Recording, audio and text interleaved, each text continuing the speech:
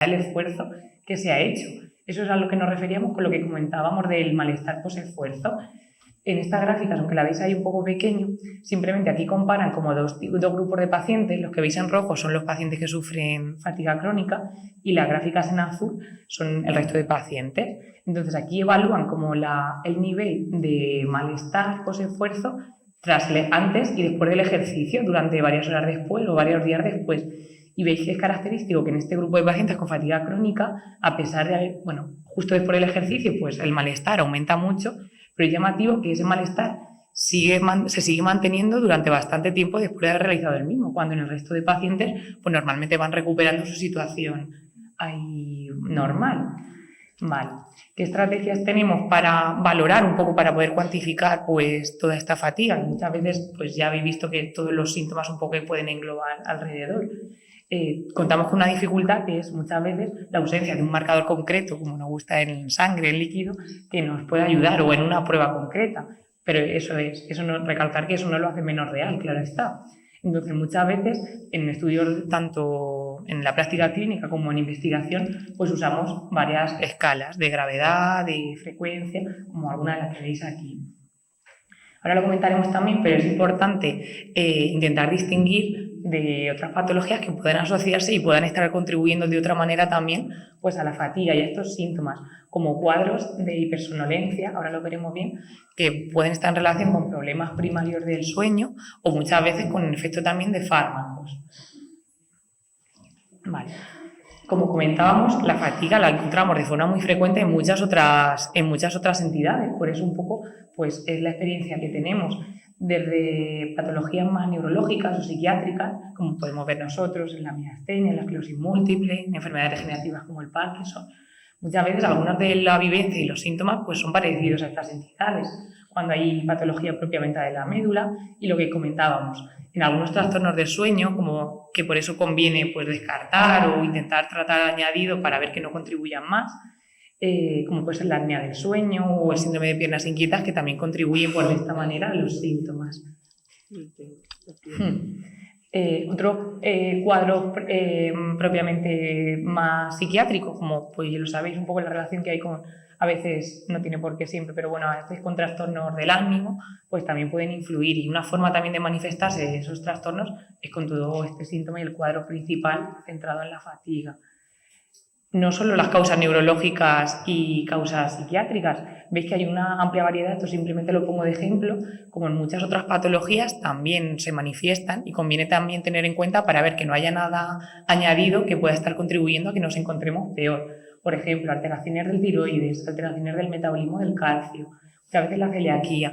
Conocéis muchas, os sonarán muchas de estas enfermedades reumatológicas, como la artritis reumatoide, la polimialgia reumática, ¿vale? O causas más previamente pues, hematológicas.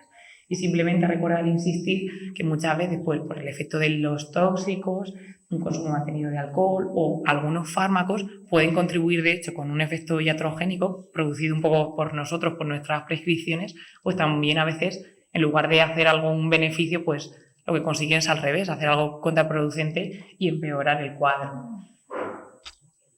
Entonces, como hemos comentado, el malestar post-esfuerzo es muy sugestivo del síndrome de fatiga crónica y además es característico que cuando está tan mantenido, pues hace que empeoren de forma brusca muchas veces el resto de síntomas que acompañan al cuadro. Veis que muchas veces no es solo el propio esfuerzo físico lo que produce el malestar, a veces es un esfuerzo mental, una sobrecarga de una actividad mental mantenida, en una situación de estrés prolongado, un proceso agudo de una infección, un traumatismo, lo que comentábamos, otras alteraciones añadidas de sueño, el ortostatismo del que ahora hablaremos. Veis y destacar también, eso es, que el umbral de la intensidad con la que percibimos pues, estos estímulos que nos van a desencadenar el malestar post-esfuerzo, pues varía en cada persona y muchas veces a lo largo del tiempo. Por eso muchas veces pues, los cuadros, ni los síntomas, ni la gravedad o la evolución a lo largo del tiempo es la misma o podemos equiparar pues, las dolencias de cada paciente. Muchas veces también es importante conocer que y muchas veces por eso también es más difícil intentar prevenirlo, porque muchas veces es más impredecible y aparece de forma diferida a las horas o a los días después del ejercicio. y, como comentábamos, con una duración prolongada y a veces eso es impredecible en el momento un poco de cómo se va a presentar. Dentro de las alteraciones del sueño veis que hay muchas patologías diferentes que pueden a veces implicarse. Lo que se han descrito en los trabajos, sobre todo de las características un poco del sueño en pacientes con fatiga crónica, fibromialgia, sobre todo centrándonos un poco algo más en la fatiga, hay una alteración así global en la arquitectura del sueño y eso significa como que aumenta sobre todo las fases más de sueño superficial y está disminuido las fases de sueño profundo que nos ayudan a consolidar muchas veces los procesos de la memoria y a conseguir como un descanso reparador durante toda la noche. El sueño está fragmentado, muchas veces hay despertares muy frecuentes a lo largo de la noche y muchas veces es característico también, además añadido, pues la dificultad para conciliar el sueño. Vamos a centrarnos ya en lo que llamamos el ortoestatismo, o sea, ahora cuando lo expliquemos, o la intolerancia ortostática. Este término hace referencia a la intolerancia de los síntomas o a estos síntomas que empeoran sobre todo cuando nos ponemos de pie muchas veces o cuando cambiamos de una posición brusca a otra, desde cuando estamos tumbados o nos sentamos o desde la desestación al ponernos de pie de forma más o menos brusca. ¿Por qué se produce o muchas veces está relacionado? En una posición mantenida y de desestación, como veis aquí, pues al final, por efecto también de la gravedad, todo más el gasto, el flujo, se tiende más a la parte inferior y a veces, con los cambios bruscos, pues eso supone una hipoperfusión cerebral que muchas veces da estos síntomas de una sensación de mareo, una sensación de desvanecimiento, como si nos fuésemos a marear, a caer, a veces incluso con una pérdida de conocimiento. Y a veces en esos mismos síntomas, por ese efecto de la hipoperfusión, de ese flujo que no está tan como deberíamos ahí justo en ese momento, pues hay sensación de embotamiento mental, más de dolor de cabeza o de esa sensación de visión borrosa, muchas veces un cuadro nauseoso, puede ocurrir. ¿Qué ocurre además? Por el efecto del cerebro que intenta compensar de forma sabia con la hipoperfusión, pues lo que tiende es a activarse como el sistema simpático y para intentar corregir, pues muchas veces produce una taquicardia para intentar aumentar ese gasto. Y a veces eso también se refleja en los síntomas y podemos ver más sensación de presión, de dolor o cierto temblor. A veces estos cuadros empeoran sobre todo en el proceso agudo de infecciones, de traumatismos o, por ejemplo, muchas veces de forma característica en el embarazo. ¿En qué circunstancias se hace más probable un poco que nos puedan ocurrir situaciones determinadas? Pues, por ejemplo, cuando el acondicionamiento físico pues hace referencia a eso. Cuando llevamos una actividad baja física, pues muchas veces la compensación un poco que puede hacer nuestro organismo para evitar esto, pues ocurre peor. En situaciones en las que estamos mucho tiempo de pie, en ambientes calurosos, muchas veces ocurre de forma más frecuente durante la menstruación, por eso la habilidad más de la tensión, muchas veces tras la comida. En relación a los síntomas cognitivos, muchas veces, pues lo que nos refieren muchos pacientes, pues es una sensación de niebla mental, de embotamiento, de confusión, de episodios a veces claros de desorientación. A veces la sensación es de una dificultad sobre todo para la concentración o para intentar procesar toda la información que estamos transmitiendo, o muchas veces es sobre todo la incapacidad para intentar llevar varias tareas a la vez, ¿vale? Requiere en todos los casos pues de tener una evaluación rigurosa y muchas veces una valoración neuropsicológica completa y desarrollada con test diagnósticos.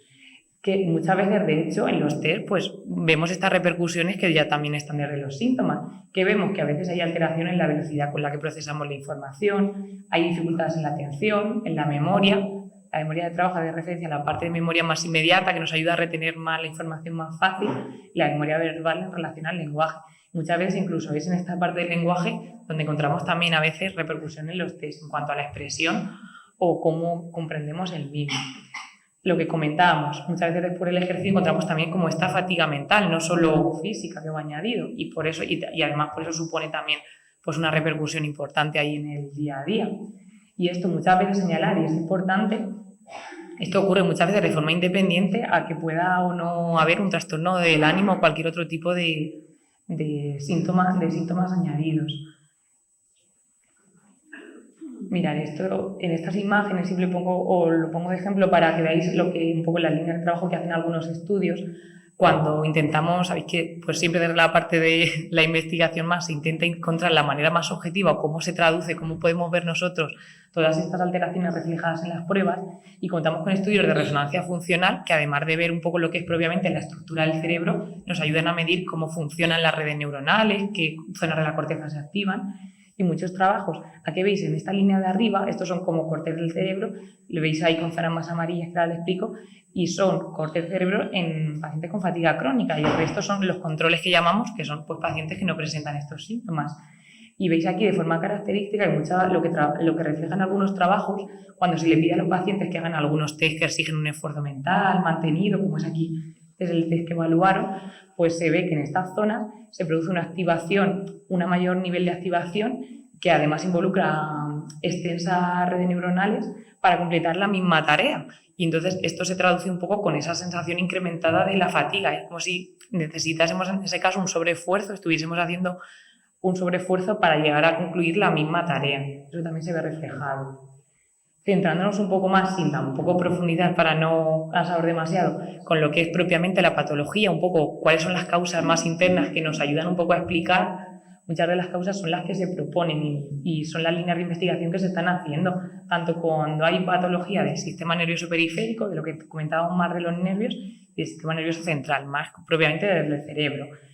En los dos casos se habla de que puede haber un componente importante de inflamación que contribuye a estos cuadros, una alteración en el metabolismo, tanto lo que es del músculo, que eso es lo que nos ayuda a extraer el oxígeno, a utilizarlo. Muchas veces hay un fallo en la producción de la energía, eso depende de un órgano así de las células, que es la mitocondria, y además esta alteración del metabolismo también muchas veces lo podemos ver igualmente a nivel de lo que es el metabolismo propiamente de las neuronas en el cerebro. Además, hay cambios vasculares en las paredes de los vasos sanguíneos, que eso hacen que muchas veces se altere el tono vascular, y eso contribuye a esos cambios de tensión y esa labilidad un poco del gasto cardíaco, que también contribuye muchas veces a los síntomas.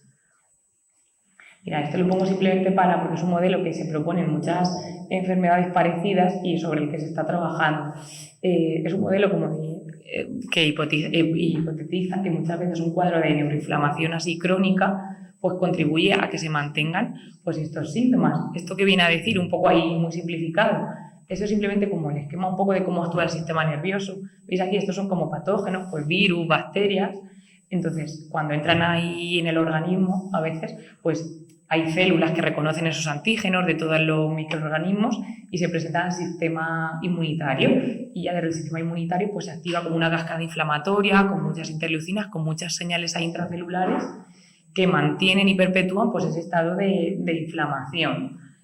¿Qué ocurre? Muchas veces en esa situación mantenida de inflamación pues hay una reacción exagerada del organismo con ese, y eso es lo que perpetúa muchas veces que persista la inflamación.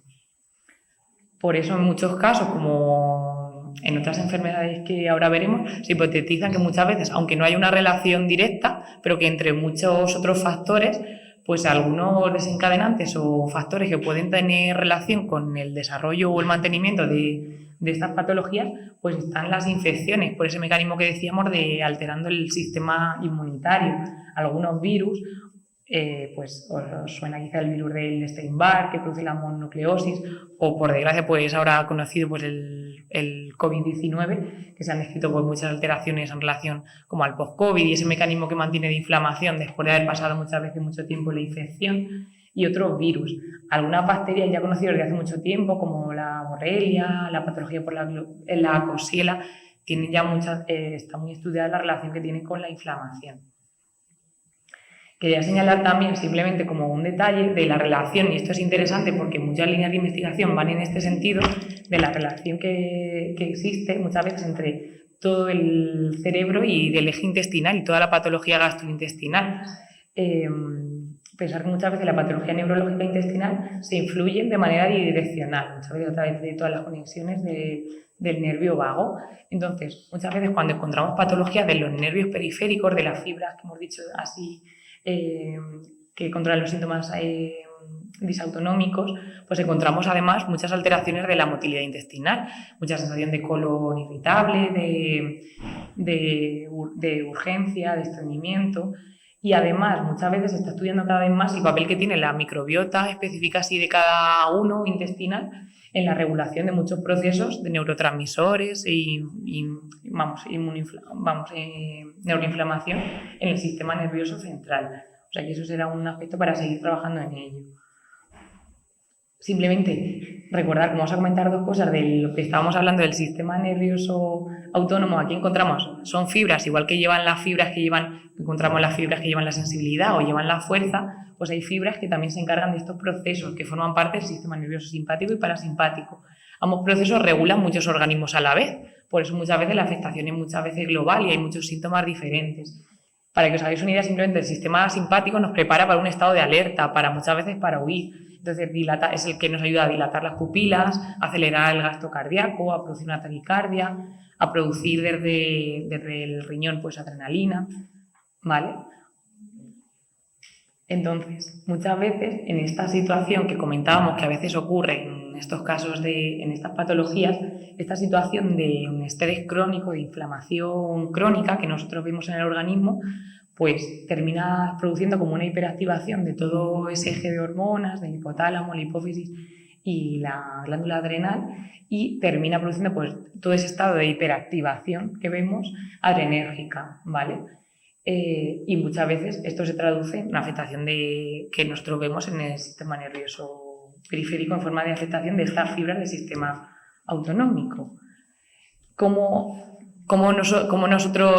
se pueden manifestar pues, todos estos cambios que vemos? Pues con algunos de los síntomas que hemos estado viendo, con esa intolerancia ortostática, esa dificultad muchas veces, esos cambios o empeoramiento que se produce con los cambios de posición, con esas alteraciones en la pupila, muchas veces la boca seca, todas esas de irregulación intestinal, y muchas veces es simplemente el mantenimiento de un estado como de hipervigilancia que he producido un poco por todos estos cambios que hemos ido comentando.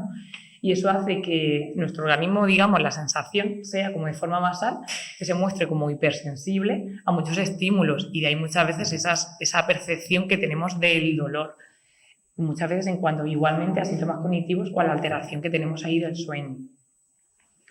¿Cómo evaluamos o diagnosticamos, aunque hay que seguir trabajando en ello, porque es algo igual dinámico, que muchas veces es lo que decimos, que nos ocurre siempre, muchas veces difícil de medir, pero que ahí está, pues de la disautonomía? Pues a veces, muchas veces de la parte de los cardiólogos, o se utilizan estos test de masa basculante justamente para producir en diferentes posiciones y evaluar pues todos los cambios que se producen de la frecuencia cardíaca, de la tensión. Y además nosotros tenemos otros test pues, para evaluar justamente la afectación de estas pequeñas fibras que hemos estado comentando, con biopsia del nervio, a veces se pueden hacer unas pruebas específicas, ¿vale? Ya por terminar un poco lo que es más la parte de patología y ya saltar un poco más a la parte ya más como tal del manejo, lo que comentábamos, a veces hay una disfunción endotelial. El endotelio hace referencia simplemente es la capa más interna de todos los vasos sanguíneos. Y muchas veces lo que decimos, a causa de esta hiperactivación que hay inflamatoria o simpática crónica, también en estudios de investigación se han visto anticuerpos relacionados que interfieren con esta actividad del endotelio, pues se altera el tono vascular y eso a veces pues hace como generar una situación más de estrés oxidativo en el organismo y a veces una sensación de hipoperfusión. Y todo eso termina conllevando a un aumento un poco de toda la inflamación que hay más en el cerebro, que perpetúa un poco pues toda esta situación. Entonces, en cuanto a esta característica más del ortostatismo, ¿qué estrategias tenemos? A veces, por desgracia, son un poco limitadas y la respuesta a fármacos pues, no es tan buena como nos gustaría. Por eso se sigue trabajando en ellos. Cuanto más podamos entender por qué se produce, pues más podemos intentar encontrar un tratamiento particular más dirigido. En cuanto a las estrategias farmacológicas, pues muchas veces son recomendaciones posturales en cuanto a de sentido común en cuanto a lo que hemos estado viendo, en cuanto a evitar bipedestaciones prolongadas, ambientes demasiado calurosos.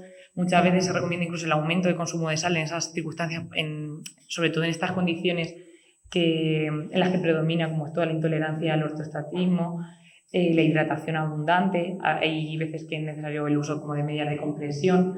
El ejercicio físico regular también ayuda. Y muchas veces, esto a veces no depende de uno, un poco, pues claro, siempre lo que todo pueda contribuir a controlar un poco el grado de respuesta a los factores estresantes, pues también ayuda. En cuanto a los fármacos, hay que hacer como en cuanto se utilizan, muchas veces el escalado, una subida como muy lenta, porque a veces pues, puede haber intolerancias importantes por eso, por toda la susceptibilidad que hay en estos cuadros, como son muy susceptibles a estas medicaciones. Estos son algunos de los tratamientos que se pueden ensayar, la piridostigmina, que es el mestinón, que nosotros también lo utilizamos en nuestras patologías, pues a veces se ha visto algo más útil. Se han hecho estudios con otras, como hormonas del eje, para ver cómo, hasta qué punto pueden ayudar, pero bueno, ahí están un poco con los resultados contradictorios hasta ver hasta qué punto nos pueden ayudar. ¿Vale?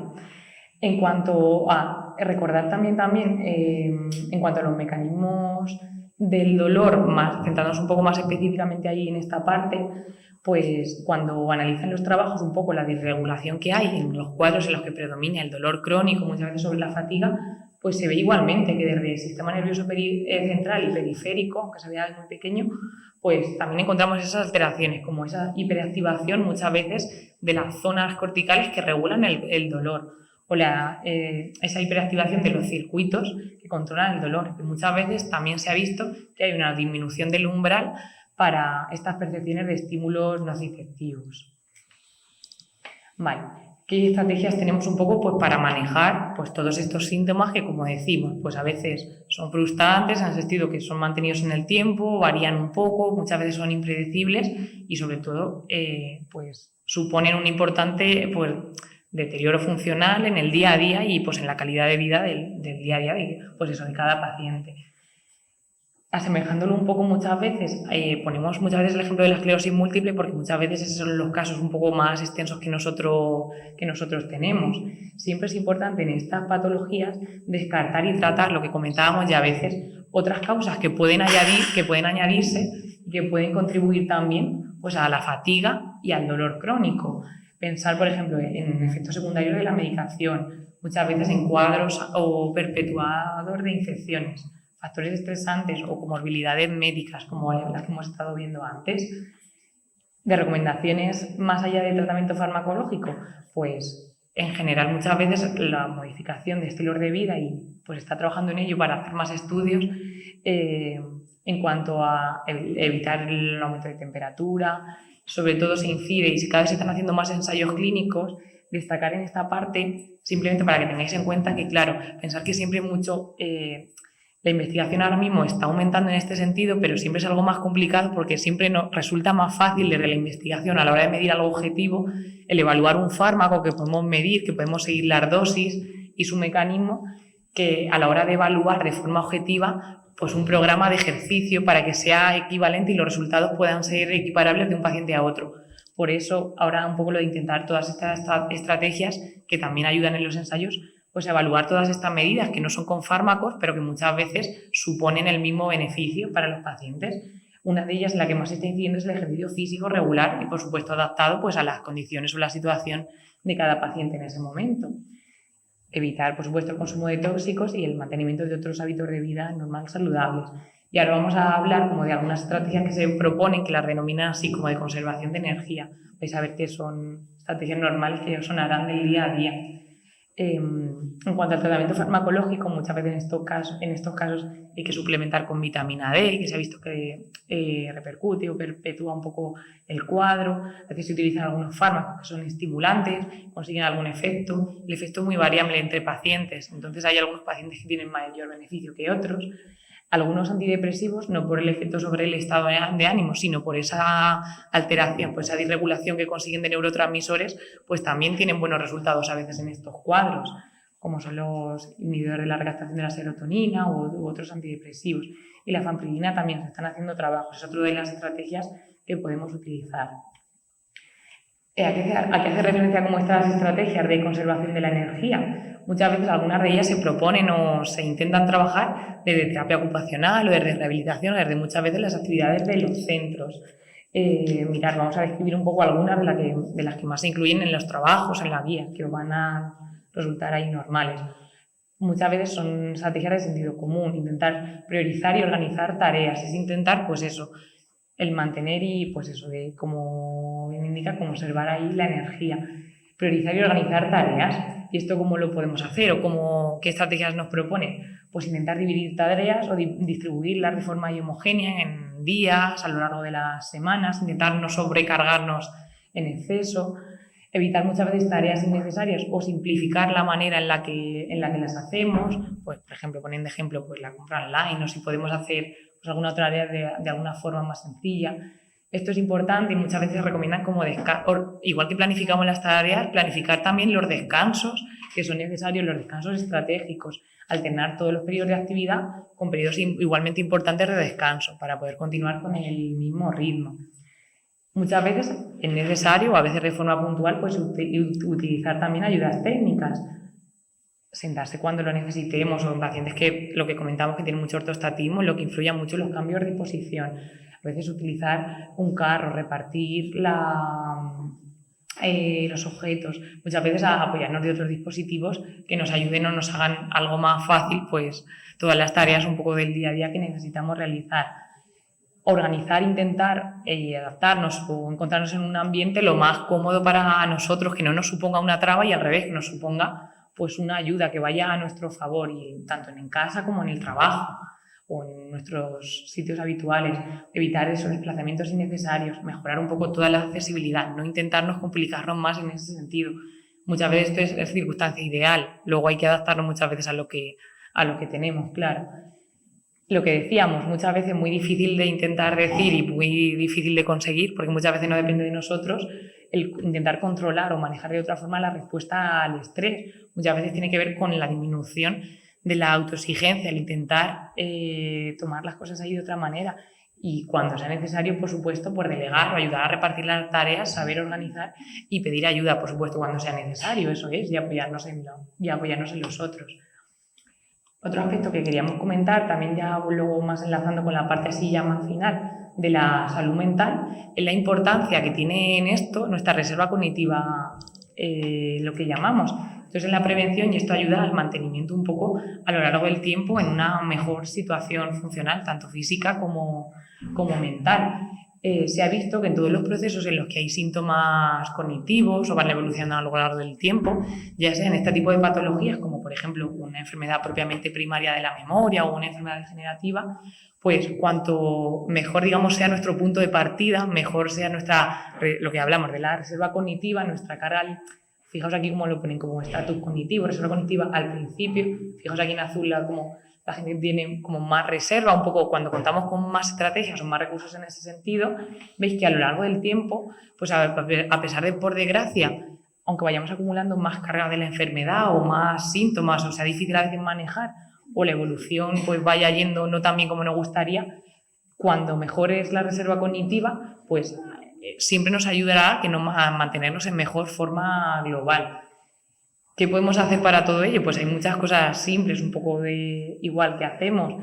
Ya lo conocéis, el mantener simplemente pues una actividad tanto física regular como mental, y esa exigencia también. ¿A través de qué estrategias? Pues a las que más nos gusten o nos interesen en cada momento, nos pueden apetecer, desde la lectura, ahora que están de moda los audiolibros, los idiomas, otras aficiones, las actividades muchas veces en común, en grupo, que suponen una colaboración, la escritura, otros talleres de dibujo, pintura, lo que se os ocurra y que pueda gustaros más. Sumado a todo eso, además es importante, y lo ponemos porque muchas veces es importante, y cada vez, pues muchas veces la población está más sobremedicada, hay más fármacos, hay más estrategias que muchas veces suponen un beneficio cuando son útiles, pero es que a veces, sobre todo cuando se van manteniendo y vamos añadiendo o sin retirar y se producen interacciones entre ellos, pues muchas veces lo que decimos, en vez de lograr una mejoría, que es la intención que se pretende, pues al revés, contribuimos más a los síntomas, contribuimos más al cuadro y a perpetuar toda esta situación, a pesar de que uno está haciendo todo lo buenamente posible pues para mantenerse y trabajar en ello. Entonces, intentar todos minimizar esos efectos. Pongo algunos ejemplos, no es que todos lo produzcan en todos los pacientes, es simplemente algunos tipos de fármacos que a veces hay que tener más precauciones en este sentido. O si la evolución no va bien, pues intentar minimizar o ver un poco a ver cómo lo podemos trabajar. Sobre todo en aquellos que, como decimos, tienen un efecto negativo pues en la cognición. Son desde muchas veces fármacos antidepresivos o hipnóticos, que simplemente pues por como sus acciones a nivel del sistema nervioso central, pues a veces de forma como parte de efectos secundarios, pues llevan estos síntomas. Son fármacos a veces que llevan efecto colinérgico o fármacos que tienen acción sedante.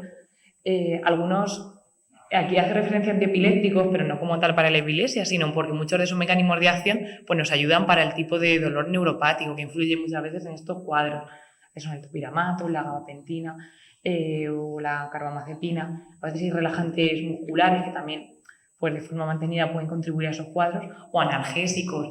Muchas veces los opioides son necesarios, pero muchas veces el mantenimiento crónico repercute de forma negativa en estos casos, o en algunos puntuales al menos.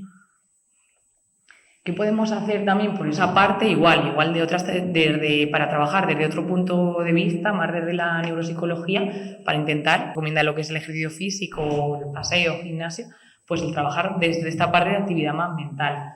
Hay como dos enfoques que se ha visto que normalmente de forma combinada pues es la mejor estrategia a seguir. Desde un enfoque como más funcional, lo que se comenta de neuropsicología, pues es intentar mejorar de forma global la función cognitiva, intentando potenciar como la plasticidad de nuestro cerebro y cambiar en todos esos patrones que hemos estado viendo que se producen ahí a veces disfuncionales, de la activación de la corteza y de cómo se conectan pues todas las redes neuronales. Y a veces también desde el enfoque de la compensación. ¿Y esto qué significa? Pues esto hace referencia a intentar educar en cada caso o potenciar aquellas estrategias que nos ayuden de forma externa a conseguir también un beneficio. Por ejemplo, para que no suene que parece que es algo abstracto, como algo intentando ser más concretos en estrategias que muchas veces se proponen así para compensar, pues ¿qué tenemos? En relación con la velocidad con la que procesamos la información o sobre todo la atención, pues muchas veces las recomendaciones son de intentar centrarnos en una tarea únicamente a la vez, el completar solo una a la vez, el intentar limitar las distracciones, planear muchas veces con más tiempo cada tarea o hacerlo de una forma más simplificada. Igual vuelvo a recalcar la importancia de, además de valorar la actividad que debemos hacer, también valorar la importancia de los descansos cuando sea necesario. Desde el punto de vista más de la memoria, pero a veces son necesarios igual los talleres de escritura, ayudas externas mediante agendas, alarmas, otras notas, otras técnicas o trabajos mediante ejercicios para potenciar pues, el mantenimiento, un poco lo que es nuestro músculo un poco como tal de la memoria. Y en cuanto a funciones ejecutivas, a la hora de cómo ejecutamos las tareas, cómo nos organizamos, pues muchas veces se hablan de rutinas o utilizar listas para hacer las tareas o planificar las tareas muchas veces con ayuda de otra persona o de otras estrategias para repartirlas.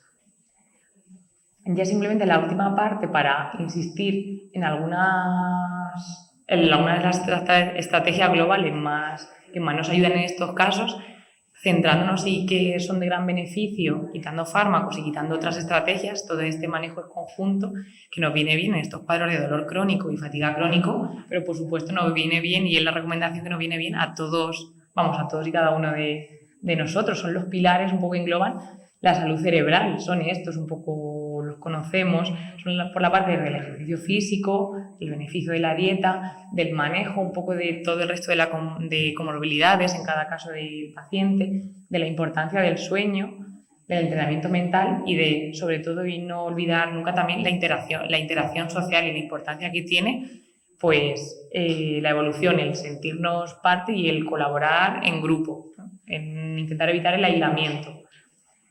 Algunos datos un poco ahí a favor, simplemente para insistir un poco, intentar ahí motivaros algo más. En cuanto, por ejemplo, al ejercicio físico, la actividad, son muchos los trabajos que se están realizando y cuando se analizan esto es como la mortalidad que se va produciendo a lo largo del tiempo por causas. Se ha visto que la actividad física reduce de verdad, igual que otros, a veces, obviamente, aunque sean necesarios otros fármacos, muchas veces no nos queda otra, por supuesto, que la mejor estrategia de fármacos también, pero sumado a eso, la actividad física reduce la mortalidad por cualquier tipo de causa. Eso se ha visto en la mortalidad global, la mortalidad en diferentes tipos de cánceres, la mortalidad cardiovascular.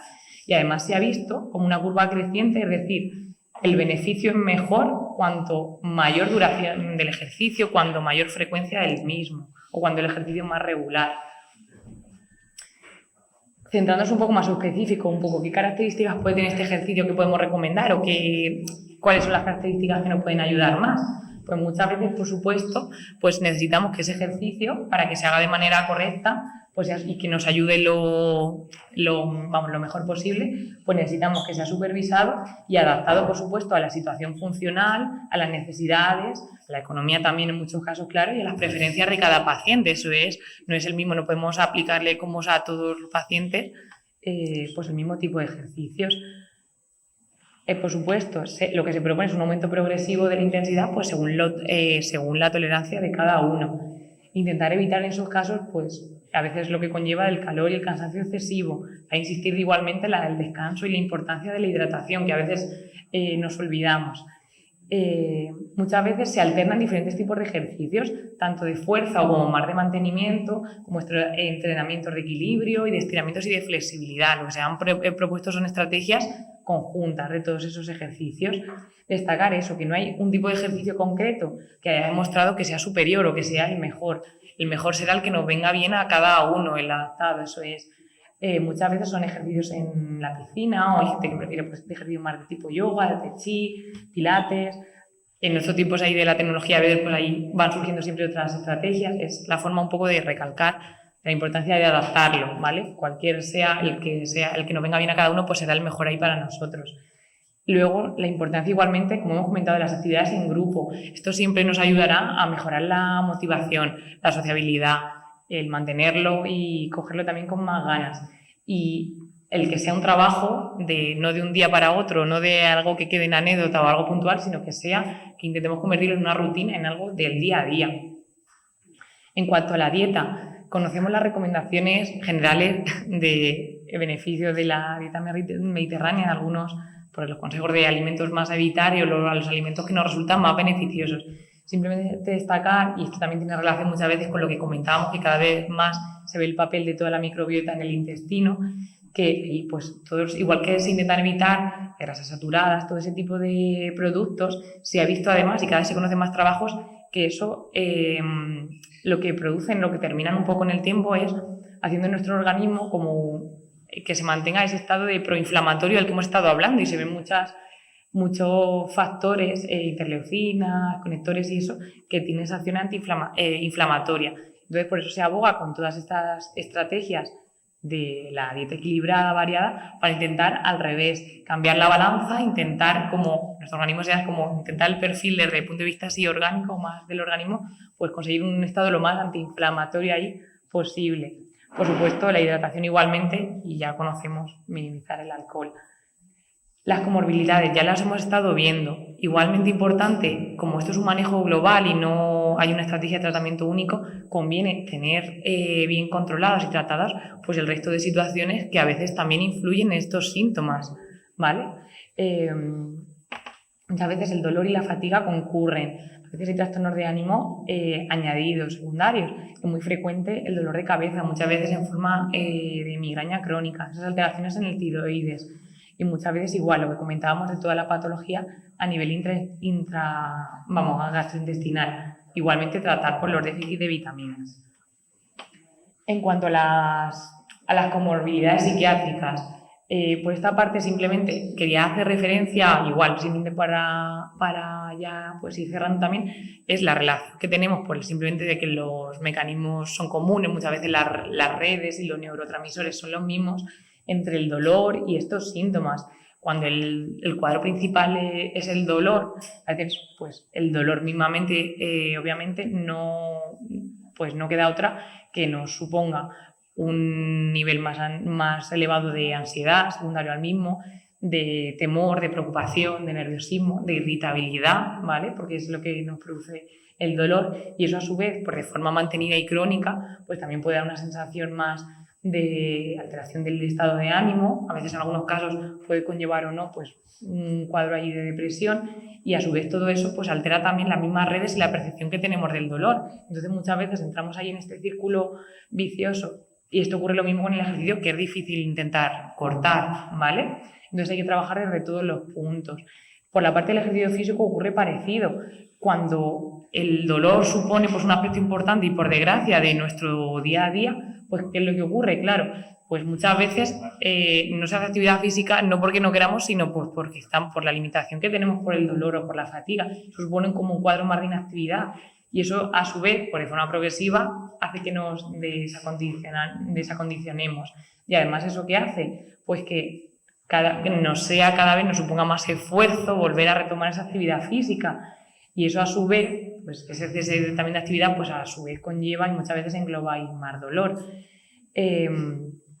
recalcar eso muchas veces, que la serotonina y la noradrenalina son estos neurotransmisores principales en el estado de ánimo y que además participan igualmente en todas las vías que modulan los mecanismos que nos ayudan a inhibir el dolor. Por eso toda esta relación.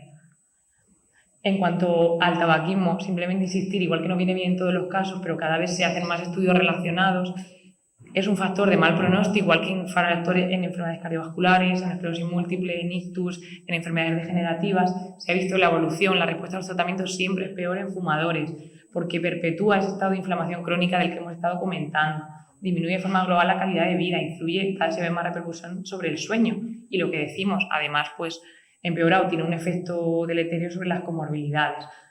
Por eso siempre en cada visita pues la recomendación ahí está de pues, intentar proponerlo, partir de bases y por supuesto facilitar la ayuda para la deshabituación cuando sea necesario. En cuanto al manejo del estrés, pues lo que comentamos, muchas veces las recomendaciones son más sencillas de lo que poco a poco podemos hacerlo en el día a día o uno puede llevarlas a cabo. Pero bueno, hay que intentarlo. Muchas veces pues, nos tienen que proporcionar también un poco estas herramientas. El aprender a decir muchas veces que no, el centrarnos a veces en el presente, en el momento actual. A veces pues eso, recomiendan las prácticas durante más o menos diarios, de intentar centrarnos, focalizarnos en nosotros, intentar como aprender a desconectar, evitar el resto de tareas que muchas veces tenemos demasiados siempre estímulos a la vez, muchas veces por medio de la meditación, estrategias de respiración. Muchas veces a intentar no anticiparnos o no prever ahí una mala situación o ya como el desarrollo peor de los casos, intentar mantener, aunque muchas veces suena como muy ideal, mantener ese pensamiento ahí positivo. Permitir también que muchas veces las cosas, lo que comentamos, se desarrollen ahí de forma natural, no intentarnos poner siempre en el peor de los casos y a veces pues dar a los problemas la importancia que tienen. Por supuesto, en muchas ocasiones esto nos ayuda y todas las herramientas que tengamos del tratamiento psicológico, como a la hora de afrontar estrategias que tengamos para llevar a cabo, sobreponernos a estos síntomas, pues también nos ayudarán igualmente que la terapia. En cuanto a la higiene del sueño, ya lo hemos comentado mucho. La mala calidad de sueño pues, empeora la fatiga, empeora el dolor y empeora también, como hemos comentado, el rendimiento cognitivo. Pensar que es durante todo el momento de la noche cuando se consolidan, lo que hemos dicho, todos los procesos de la memoria, del aprendizaje. Y esto también pues, tiene una relación bidireccional con la ansiedad y la depresión. Algunas estrategias para pues, intentar mejorar o minimizar un poco pues, el insomnio, estas dificultades en el sueño, pues son esas, el mantener la actividad física regular, el intentar mantener unas rutinas establecidas, el conseguir un buen ambiente de sueño y sobre todo, pues eso, evitar en pantallas a última hora, lo que conocemos. Ya hemos hablado un poco del entrenamiento mental, con el tipo de tareas que más le gusten, le apetezcan y nos puedan ayudar a cada uno, pero que resulta siempre de gran utilidad. Y, por supuesto, la importancia de la interacción social en todos estos casos. Nos ayuda a todos, pero el mantener unas relaciones, muchas veces por medio de grupos de apoyo, voluntariado o simplemente una actividad social mantenida, el no intentar sobrecargarnos a nosotros mismos y en apoyarnos a los demás cuando sea necesario.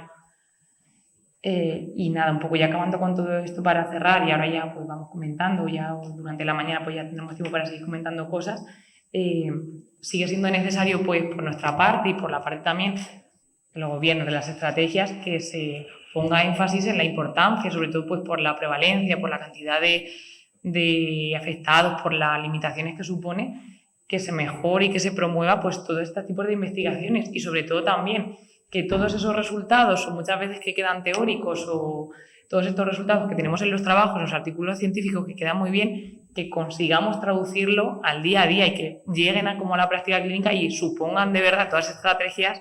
Va a ser difícil de conseguir o entender esos mecanismos que supongan de verdad se traduzcan en un beneficio real en cuanto a tratamientos para los pacientes. Claro está, ese debe ser el objetivo final.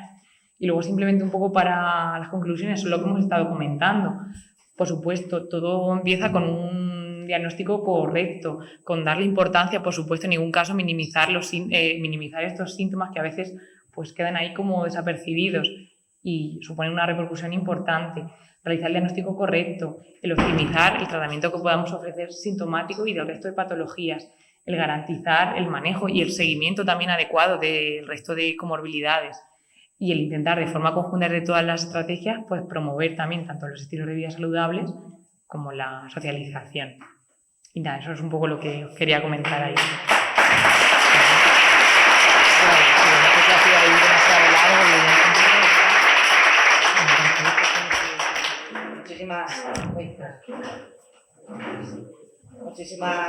muchísimas gracias por la ponencia que nos ha ofrecido. Yo, si les parece, y con el fin de no ir retrasando la mañana, si la doctora va a quedarse con nosotros durante un ratito, pues después le pueden hacer las preguntas que consideren oportunas y ella con gusto se las responderá. Muy bien. Así continuamos y seguimos avanzando en esta mañana de congreso. Damos paso, no sé si se oye. Sí, se oye. Damos paso a José Antonio Bonillo, que es psicólogo de Amfibrovi y que, como saben, es la Asociación de Fibromialgia y Fatiga Crónica de aquí de Villarrobledo. José Antonio Bonillo es licenciado en Psicología por la Universidad de Murcia, especializándose en Psicología Clínica y de la Salud. Creo que lo tenemos por aquí. ¿Buenos días? Buenos días. Es psicólogo general sanitario, inscrito en la Unidad Asistencial de Psicología de Policlínica Villarrobledo. José Antonio Bonillo nos va a ofrecer la ponencia denominada Intervención Cognitiva Conductual en Fibromialgia. Así que le damos la bienvenida y un aplauso.